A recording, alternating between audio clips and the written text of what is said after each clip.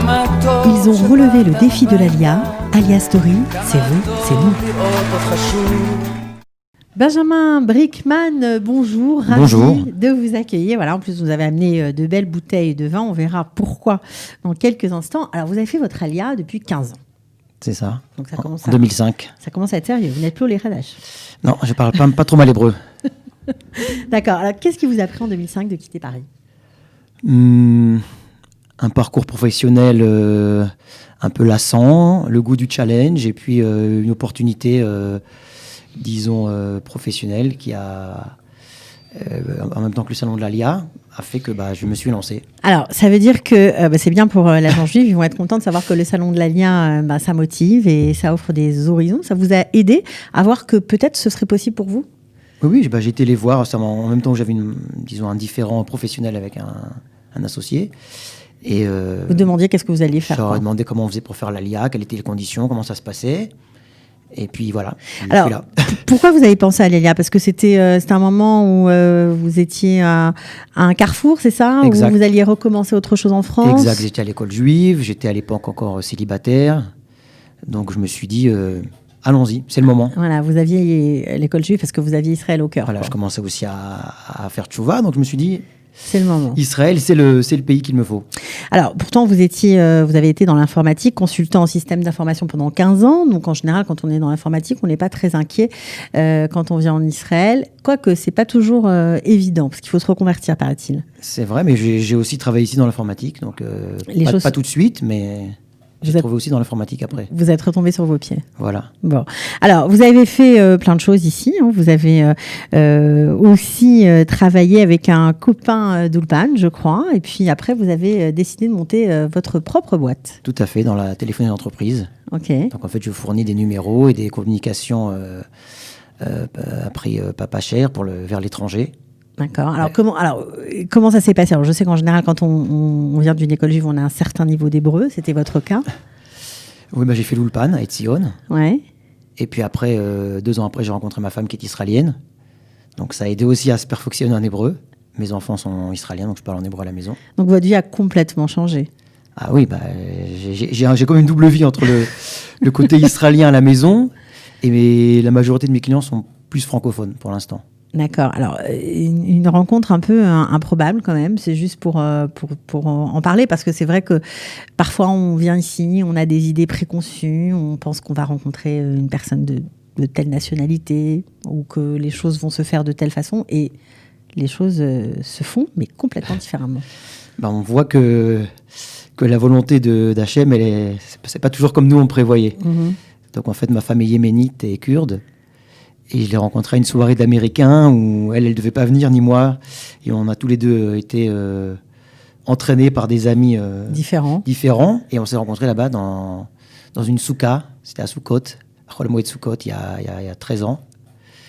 Donc une rencontre c'était sur un toit, voilà. Donc c'était assez improbable comme rencontre. Ouais. Donc ça fait aussi partie de la magie de l'Alia, on va dire. Exact. Et puis j'ai dû travailler, ça m'a forcé à travailler mon hébreu. Donc ça c'est bien. Ouais, ça c'est sûr. Donc voilà, c'est bien d'apprendre l'hébreu, ça peut donner des débouchés, on va dire, qui changent la vie personnelle. Alors, en plus de votre travail pour l'informatique, vous avez toujours nourri une passion pour le vin. Ce pourquoi il y a 3 bouteilles sur cette table. On va peut-être les voir et on va en parler au fur et à mesure. Alors, vous avez nourri une passion, ça veut dire quoi ? Vous aimiez boire du vin, c'est ça, depuis toujours ? Oui, ça fait pas mal d'années que je bois du vin cachère, depuis 20 ou 25 ans. Et vous connaissez les grands crus français parce qu'avant je connais les grands crus français, et je connaissais moins les grands crus israéliens. Et j'ai toujours, par curiosité naturelle, je suis quelqu'un, je pense, d'assez ouvert. Donc, quand je connais pas, j'ai envie de goûter. Donc, en tant que connaisseur, en fait, plus on goûte et plus on découvre des vins qu'on aime. Voilà. Et ce qui est génial, c'est que justement, alors vous travaillez, bien évidemment, c'est là ce qu'on parle, c'est une de vos passions. Pendant le corona, vous avez encore passé une autre étape dans votre vie. Alors pendant le corona, il y avait malheureusement les vignobles n'ont pas beaucoup vendu. Mm-hmm. C'était un peu avant Pessah, ils ont fait des mifta, des soldes, promotions. Des soldes. Ouais. Donc j'ai acheté plus de vin qu'à mon habitude. J'en achetais déjà pas mal, mais c'était encore plus. Du coup, jusqu'à présent, vous ne vendiez pas le vin? Non, j'ai acheté Pour vous? J'ai des frigos à vin très grands dans lesquels on peut stocker beaucoup de bouteilles. Vous avez combien de bouteilles? À peu près 400. D'accord. Sans compter ce qu'il y a en France, mais bon, ça c'est autre chose. Je me suis dit que j'avais beaucoup trop de bouteilles pour boire tout seul. Ça va prendre quelques temps. Alors, on peut inviter les amis à la maison, on peut en offrir dans les studios radio. Et je me suis dit, pourquoi ne pas en vendre une partie de mes vins? Alors, à la base, c'est des grands crus français et israéliens que j'avais en stock et qui ont monté au cours des années. Et aussi, pourquoi ne pas faire découvrir des Yekevim israéliens pas connus? C'est-à-dire qu'ils n'ont pas... Des caves à vin. Quand il dit Yekevim, c'est ou des vignobles. Oui, on peut dire ça comme ça. Non, pour ceux qui ne connaissent pas. Donc, il y avait deux idées, en fait. Une, vous débarrassez un peu, voilà. Vous allez alléger votre stock. Alléger, voilà. Alors là, c'était plutôt les grands crus que vous aviez ramenés de France? Oui, de France. Et même les grands crus israéliens que j'avais achetés en 2005. Les Yarden, Katsrin, au Rhum, qui sont des valeurs sûres, quoi. Ça bouge pas, il est Castel. Enfin, ça bouge pas, quoi. Vins israéliens, on peut les garder pendant 15 ans? Pendant 15 ans, 15-20 ans, en cave à vin. En maison particulière, je conseillerais pas parce qu'il y a trop de différences de température, surtout à Jérusalem, entre l'été et l'hiver. C'est pas bon pour le vin. Mais en cave à vin, on peut garder des bouteilles Yarden. Bon vin israélien, 15-20 ans, c'est une bonne période. D'accord. Donc, alors, c'est ce qui est intéressant aussi, c'est que vous vouliez faire découvrir des caves, des vignobles pas très connus du grand public. Voilà, même pas connus du tout, puisqu'en fait, j'ai parlé avec plusieurs propriétaires de vignobles pour des raisons, disons, économiques ou de marché. Ils n'ont pas envie, ils ne souhaitent pas diffuser leurs vins en magasin.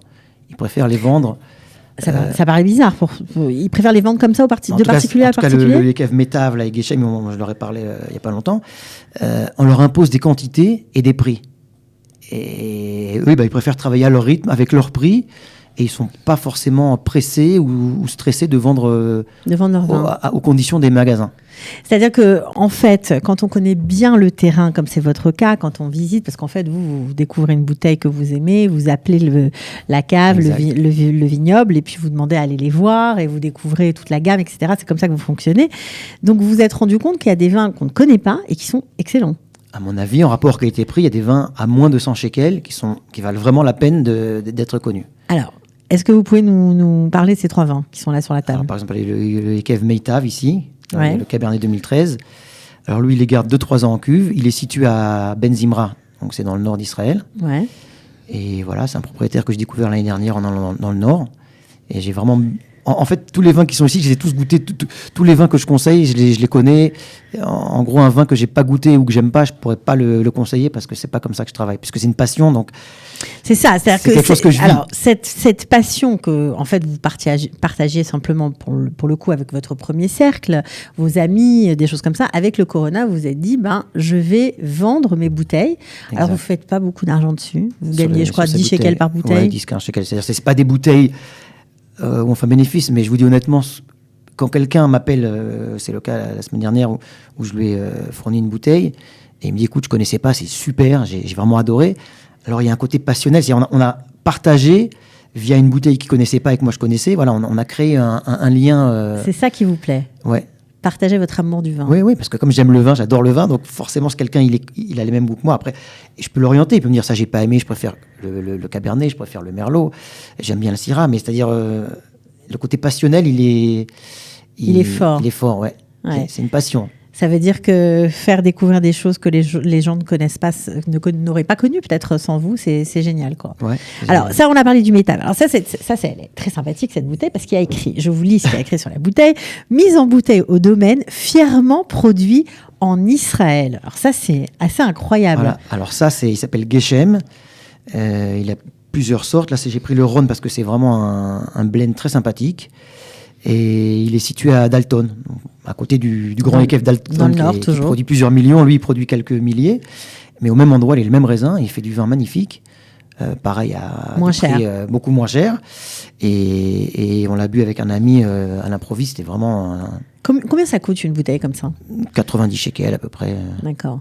Donc ça vaut le coup, quoi.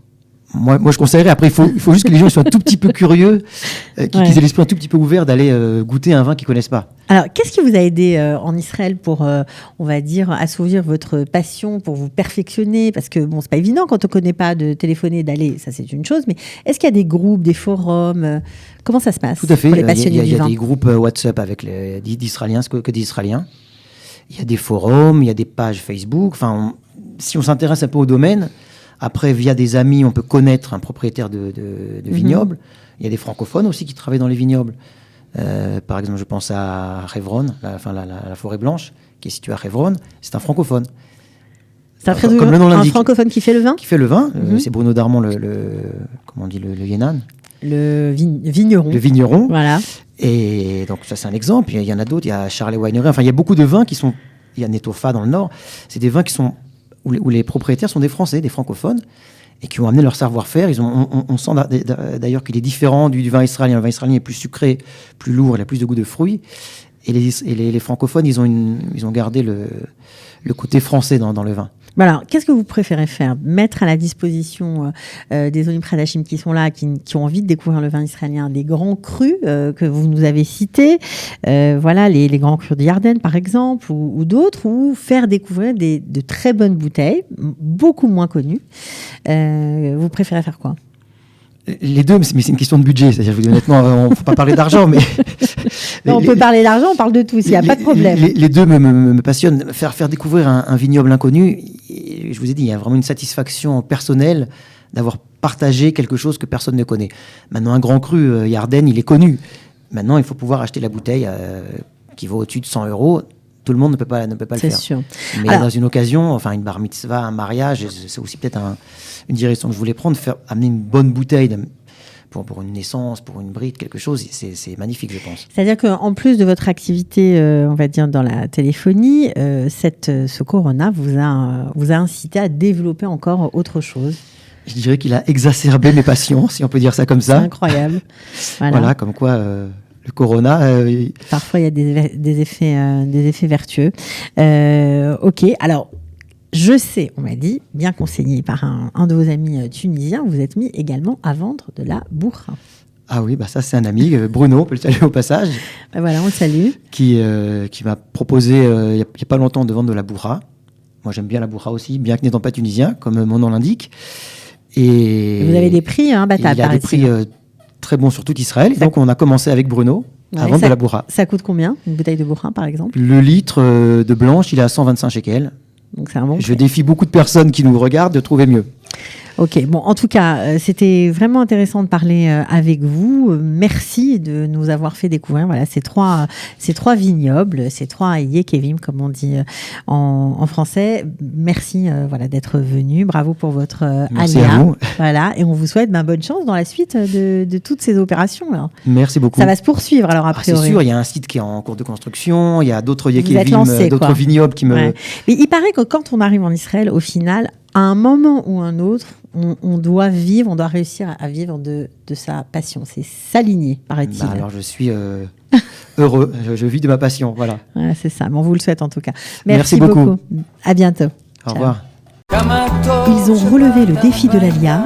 Alia Story, c'est vous, c'est nous.